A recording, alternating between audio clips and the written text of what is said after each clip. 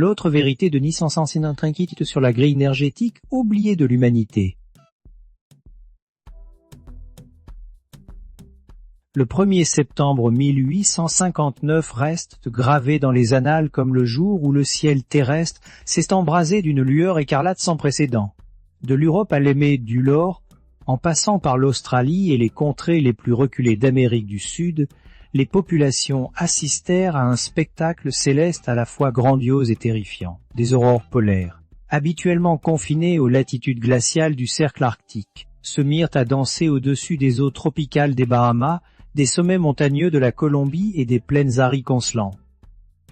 Dans le même temps, les réseaux de télégraphie, balbutiants mais déjà indispensables à la communication mondiale, devinrent totalement incontrôlables. Crachant des étincelles et s'enflammant spontanément sans la moindre source d'alimentation électrique active, les opérateurs assistèrent impuissants à cette révolte de leurs machines, victimes d'un courant invisible parcourant la surface même du globe terrestre.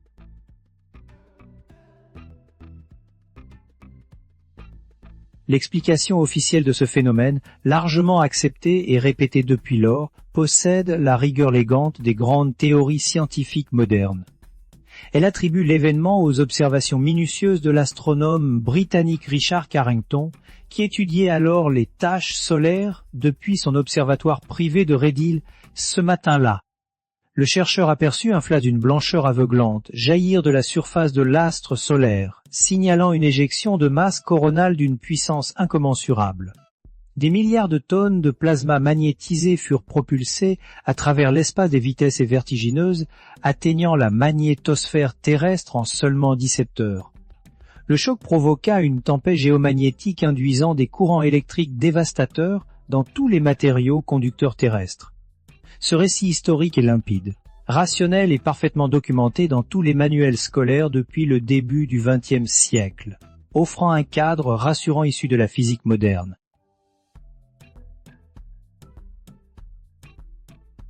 Pourtant, une analyse approfondie des archives de l'époque révèle des failles béantes derrière cette belle unanimité.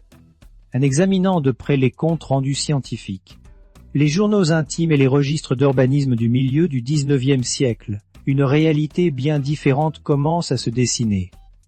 La théorie de l'éjection de masse coronale explique parfaitement les lumières célestes et la surcharge des lignes de communication, mais elle passe sous silence toute une série d'anomalies survenues simultanément. L'image classique d'un monde primitif absorbant passivement une tempête cosmique est contredite par l'état réel des infrastructures de l'époque. En réalité, le monde de 1859 n'était peut-être pas si arriéré qu'on veut nous le faire croire, mais disposait d'installations énergétiques intégrées à l'architecture même de îles, un réseau global d'exploitation d'une force naturelle que l'histoire moderne semble avoir commodément effacé des mémoires. Cette perspective iconoclaste suggère que l'explication solaire n'était pas verte qu'une couverture idéale pour masquer une restructuration industrielle de grande envergure. Lorsque l'attente frappa la Terre, les réseaux télégraphiques furent décrits comme les seules structures métalliques à réagir de façon spectaculaire à cette décharge atmosphérique globale. Des câbles de cuivre suspendus à de simples poteaux de bois se mirent à transmettre des messages de manière autonome, alors même que les batteries d'alimentation avaient été déconnectées par des opérateurs terrifiés. Ce détail technique, souvent relégué au rang d'anecdote amusante, soulève une question fondamentale que peu de scientifiques osent poser. Pourquoi ces modestes lignes télégraphiques furent-elles les seules à capter cette énergie céleste? Les toits de toutes les grandes métropoles mondiales étaient alors hérissés de structures d'hélices bien plus imposantes, dont le rôle officiel de paratonnerre mérite d'être sérieusement réévalué au vu des connaissances actuelles.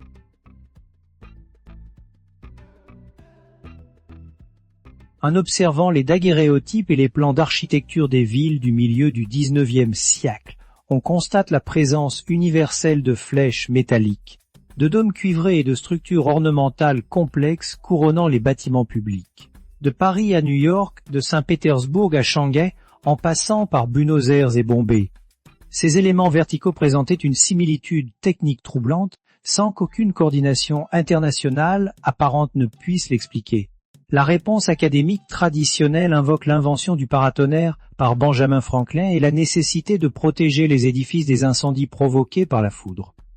Cependant, cette explication rationnelle ne résiste pas à un examen technique rigoureux. Un véritable paratonnerre doit être relié à la terre par un conducteur afin de dissiper la charge trique inoffensivement dans le sol, ce qui n'était pas le cas pour la majorité de ces structures.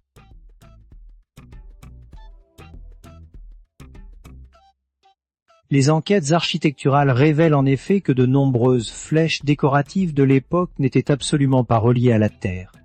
Au contraire, ces éléments métalliques complexes s'intégraient directement à la structure interne des bâtiments, rejoignant des réseaux de conduites métalliques, de charpentes de fer et de boiseries conductrices.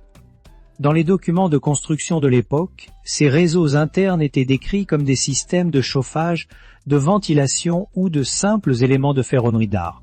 Pourtant, leur configuration géométrique évoque bien plus un câblage électrique complexe destiné à distribuer une charge plutôt qu'à la dissiper. Ce réseau invisible, courant à travers les murs et reliant les fondations au sommet des édifices, ressemble étrangement à une infrastructure de distribution d'énergie à grande échelle, dont le but repoussait la foudre, mais de capter l'électricité statique ambiante.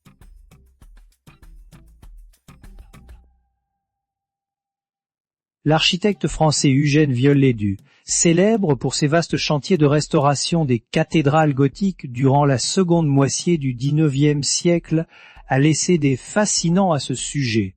Lors de ses travaux sur Notre-Dame de Paris, il décrivit la découverte de structures métalliques internes d'une complexité inouïe, dont l'utilité structurelle lui paraissait totalement mystérieuse, bien qu'il ait attribué ces découvertes au génie des bâtisseurs médiévaux. Plusieurs de ses contemporains notèrent qu'il semblait obsédé par la compréhension de ces circuits internes que par leur simple conservation. Étrangement, lors des phases de restauration menées sous sa direction, une grande partie de ces réseaux métalliques fut retirée ou modifiée, neutralisant ainsi leur continuité conductrice sans équation apparente, une pratique qui s'est répétée à travers toute l'Europe à la même période.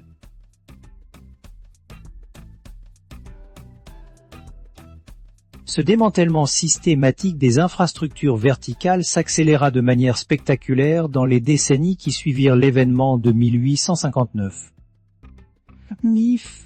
La période de reconstruction consécutive à la guerre de sécession fut marquée par une vague sans précédent de démolition et de rénovation de bâtiments civils pourtant robustes. Les documents officiels justifiaient ces destructions par l'obsolescence esthétique ou le besoin de modernisation urbaine. Mais les photographies de l'époque montrent des édifices d'une complexité architecturale largement supérieure à celle des constructions qui les remplacèrent.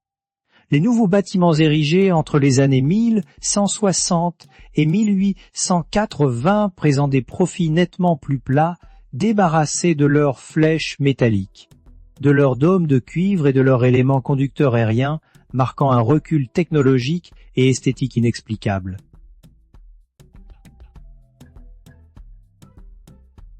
Pour comprendre cette mutation radicale, il faut revenir aux écrits de Richard Carin lui-même, dont la rigueur scientifique contrastait fortement avec la certitude dogmatique des historiens ultérieurs. Dans sa communication originale adressée à la Royal Astronomical Society, l'astronome britannique a insisté sur le fait qu'une simple corrélation temporelle entre son observation solaire et la tempête terrestre ne suffisait pas à établir un lien de cause à effet incontestable.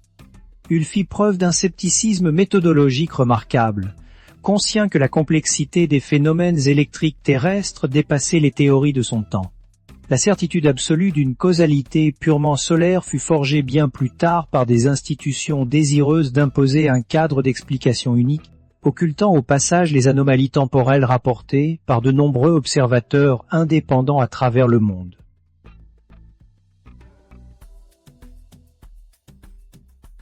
Les rapports de l'époque indiquent en effet que des perturbations magnétiques majeures avaient débuté plusieurs heures avant l'apparition du flash solaire observé par Carrington. De nombreux opérateurs de télégraphe signalèrent des courants erratiques sur leurs lignes dès la veille de l'événement, remettant en cause la chronologie officielle basée sur un temps de trajet de 17 heures pour les particules solaires.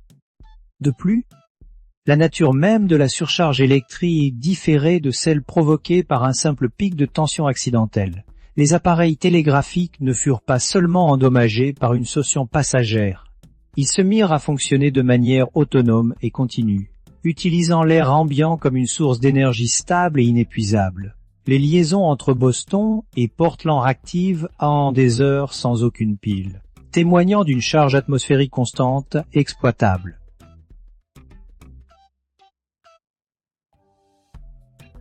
Curieusement, d'autres réseaux de transport de l'époque ne subirent aucun dommage notable malgré leur composition métallique évidente.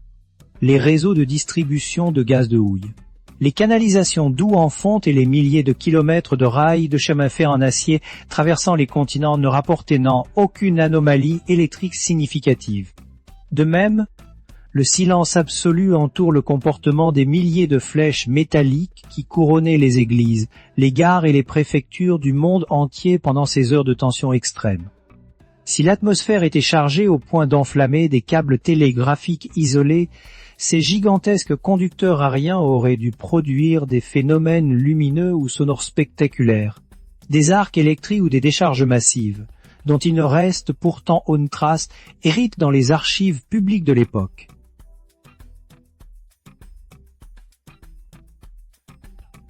Ce manque de témoignages directs s'explique par la structure même de la société de l'époque et l'absence de canaux de communication indépendants pour les techniciens de ces installations, alors que les télégraphistes formaient une communauté corporatiste soudée, prompte à partager ses expériences dans des revues spécialisées. Les personnes chargées de l'entretien des bâtiments n'avaient aucun moyen de diffuser leurs observations. En sacristain de province ou un gardien d'immeuble administratif constatant un vrombissement suspect dans les murs ou des lueurs étranges au sommet d'une flèche n'avait ni le vocabulaire pour le décrire, ni l'accès aux journaux scientifiques pour en témoigner. La rareté des documents écrits sur ces phénomènes physiques ne prouve pas leur existence, mais reflète plutôt le cloisonnement social et technique d'un monde en pleine mutation industrielle.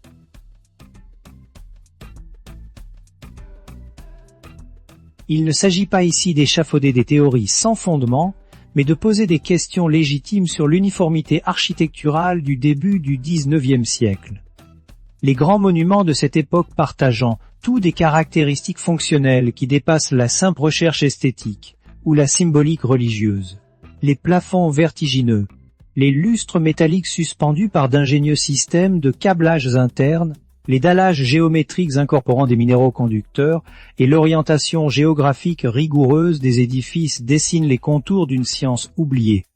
Les cathédrales européennes, les palais administratifs russes et les temples asiatiques respectent tous des alignements magnétiques d'une précision déconcertante, suggérant une volonté d'optimiser l'interaction des bâtiments avec les courants telluriques et le champ électromagnétique naturel de la Terre.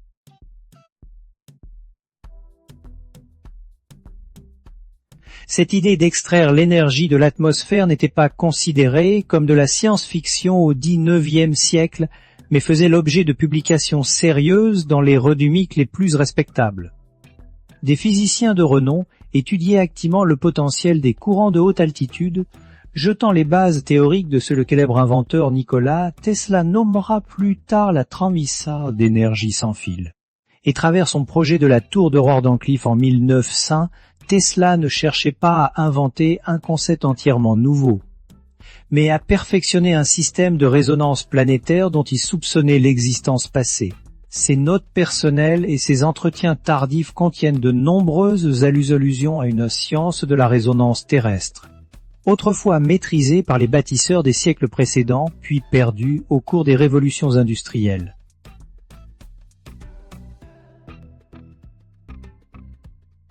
Dans ses écrits, l'inventeur décrivait comment des structures conductrices de grande hauteur, correctement dimensionnées et harmonisées avec la fréquence de résonance de la Terre, pouvaient capter l'électricité présente dans l'ionosphère pour la redistribuer localement. Ce modèle théorique correspond exactement à la configuration des réseaux de flèches et de cathédrales qui couvraient le monde avant 1859. La construction de ce réseau mondial de collecte d'énergie atmosphérique expliquerait enfin la présence de motifs architecturaux identiques chez des civilisations n'ayant jamais eu de contact direct. Des flèches cuivrées de Moscou au temple doré de Thaïlande, l'humanité appliquait la même recette technique pour interagir avec le ciel, utilisant des métaux précieux comme le bronze, le cuivre et l'or pour couronner ses plus hauts édifices.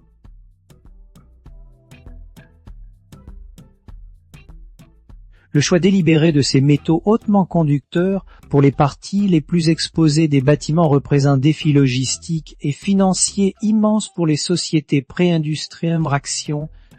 Le transport et le façonnage du cuivre ou du bronze exigeaient des ressources considérables qui auraient pu être allouées à des tâches plus immédiates si ces ornements n'avaient eu lieu qu'en décoratifs ou religieux. La persistance de cette pratique à travers les âges et les cultures démontre l'existence d'un impératif fonctionnel majeur, une nécessité d'assurer une conductivité maximale à la paix des structures afin de maintenir l'efficacité d'un système global d'échange d'énergie avec l'environnement terrestre.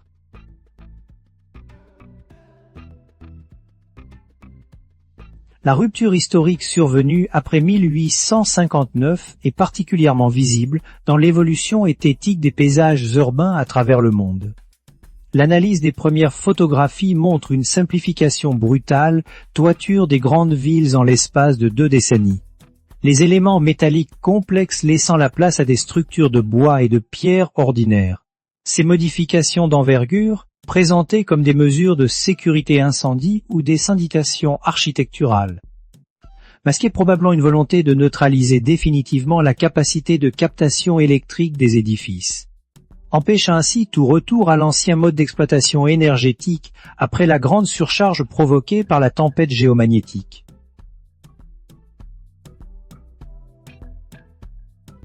Cette transition physique s'est accompagnée d'une réécriture complète des théories scientifiques régissant l'électricité et le magnétisme. Si précisément durant cette période de transition que James Clerk Maxwell formula ses célèbres équations unifiant l'électromagnétisme, tandis que Tericher validait expérimentalement l'existence des ondes radio. Ces avancées majeures ont permis de poser les bases théoriques de la physique moderne, mais elles ont également servi à imposer un modèle de pensée unique où l'énergie doit être produire centralisée, mesurée par des compteurs et distribuée par des câbles payants. Les théories alternatives sur l'énergie libre et la captation atmosphérique furent discrètement écartées des programmes universitaires, reléguées au rang de théories obsolètes ou de curiosités historiques sans intérêt pratique.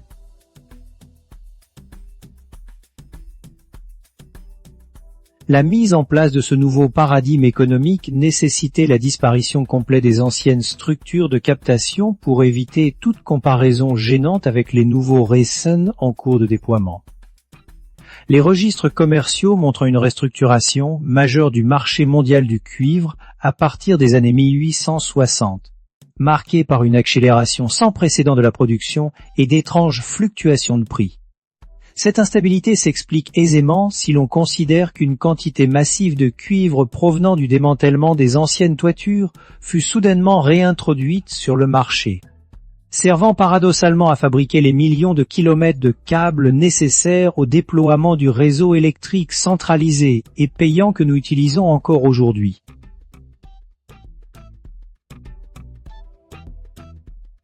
Certains écrits de l'époque témoignent de l'incompréhension des artisans chargés de réaliser ces travaux de démolition ordonnés par les autorités municipales. Le journal intime d'un talkieur de Dimbourg, rédigé en 1864, décrit avec précision le démontage forcé de plusieurs flèches de cuivre sur des bâtiments publics, parfaitement sains. L'artisan y exprime son désarroi face à ce qu'il considérait comme un immense gâchis de matériaux précieux, ordonné par des fonctionnaires incapables de fournir une justification technique cohérente à cette destruction de structures qui faisait la fierté de la cité. Ces témoignages isolés confirmant l'existence d'une politique globale et coordonnée visant à éradiquer silencieusement les vestiges de l'ancienne technologie atmosphérique.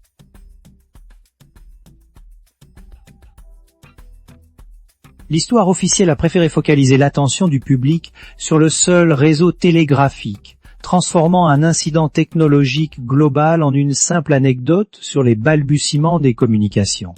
En insistant sur le courage des opérateurs face aux étincelles et sur la beauté des aurores boréales, les manuels scolaires ont réussi à détourner le regard des chercheurs de l'impact réel de l'événement sur l'ensemble des structures architecturales de la planète.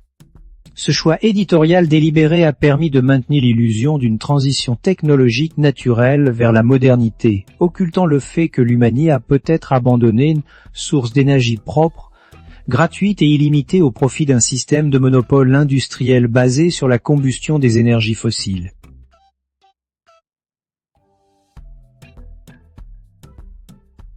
La disparition des anciens métiers liés à la maintenance de ces installations atmosphériques constitue une autre preuve indirecte mais indéniable de cette transition forcée.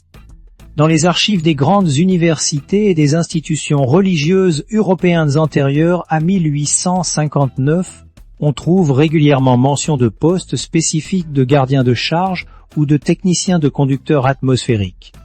Ces professionnels hautement qualifiés étaient chargés de veiller au bon fonctionnement des systèmes de toiture et de contrôler l'intégrité des liaisons métalliques internes. Après l'attente de Carenton, ces titres professionnels s'effacèrent progressivement des registres du personnel sans faire de bruit, remplacés par des postes de techniciens de maintenance générale ou de simples concierges, marquant l'extinction définitive d'un savoir-faire ancestral.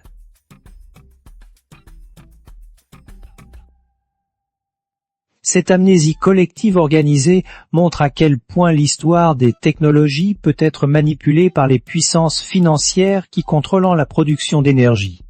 Il ne reste aujourd'hui que des cicatrices architecturales sur les vieux bâtiments pour témoigner de cette époque révolue, des embases métalliques vides au sommet des cathédrales, des conduits de fer inutilisés dans les murs et des archives administratives muettes sur le rôle réel de ces installations.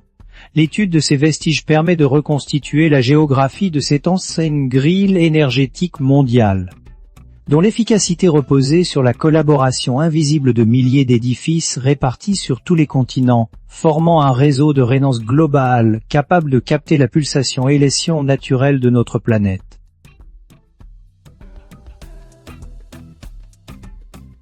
L'impact potentiel d'une nouvelle tempête géomagnétique similaire à celle de 1859 sur notre société moderne met en lumière la fragilité de nos choix technologiques actuels. Les experts s'accordent à dire qu'un tel événement provoquerait aujourd'hui l'effondrement immédiat de nos réseaux électriques centralisés, détruisant les transformateurs, coupant les communications par satellite et plongeant l'humanité dans le chaos pour plusieurs années. À l'inverse, l'ancienne infrastructure atmosphérique décentralisée était intrinsèquement résiliente face à ces surcharges cosmiques, capable d'absorber et de redistribuer l'extrait d'énergie à travers son réseau de résonateurs terrestres sans provoquer de catastrophe systémique majeure, illustrant la supériorité d'une ingénierie harmonisée avec les forces de la nature.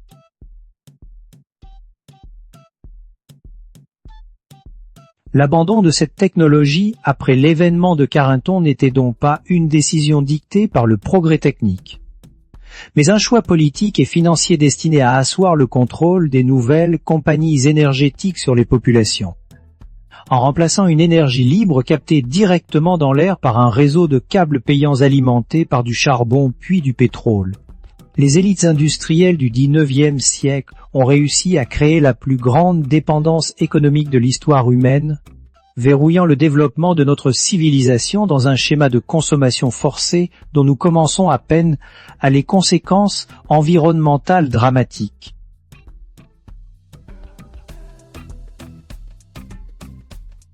Les quelques bâtiments historiques ayant échappé à ces vagues de rénovation successives conservent encore aujourd'hui leurs attributs d'origine, précieux vestiges d'une époque où l'ingénierie ne faisait qu'un. En observant ces structures avec le regard d'un physicien moderne, la disposition des métaux conducteurs au sommet des flèches et l'alignement en géométrie des édifices révèlent une intention claire qui dépasse de loin la simple décoration. Ces monuments silencieux rappellent que l'humanité a déjà possédé les clés d'une relation harmonieuse et durable avec les énergies de la Terre, une science oubliée dont la redécouverte pourrait bien s'avérer indispensable pour surmonter les défis énergétiques de notre propre siècle.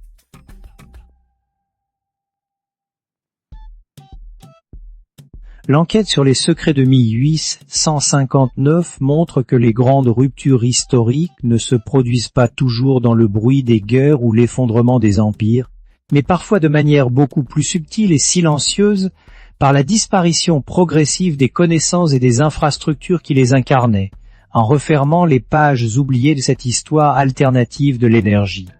On réalise que le monde moderne s'est construit sur les ruines d'une grille énergétique planétaire que nous avons simplement oubliée, laissant nos flèches de cuivre pointer éternellement vers un ciel chargé d'électricité dont nous avons perdu le secret, attendant le jour où nous apprendrons de nouveau à capter son immense pouvoir.